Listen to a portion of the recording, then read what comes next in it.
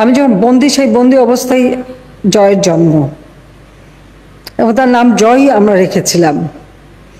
পাকিস্তানের একজন কর্নেল আসে, যখন জয়কে আমি ফিরে আসি বাংলাতে, আমাদের কারাগারি এসে আমরা ঘরের ভিতরে জানলার বাইরে বারান্দায় দাঁড়ানো, আমাকে জিজ্ঞেস করো নাম কি।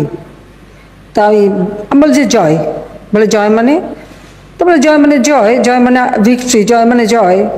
তো খুব ক্ষেপে যায়, এবং এই ছোট শিশুটাকেও তারা গালি দেয়। কাজে এরকম একটা পরিবেশে কিন্তু জয়ের জন্ম। সেখানে আমাদের কিন্তু থাকার, আমরা ফ্লোরেই থাকতাম, কোনো প্রাইভেসি ছিল না, একতলা একটা বাড়ি। কাজে ওই অবস্থার মধ্যে তো খাওয়া দাওয়ার কোনো ঠিক ছিল না, কারণ ওকে নিয়ে যখন আমি একটা বাড়ি থেকে আরেকটা বাড়ি শেল্টার নিই, তখন যাই না। এই করোনার কারণে আমরা সবাই এক হতে পারলাম না, এটা আর একটা দুঃখ।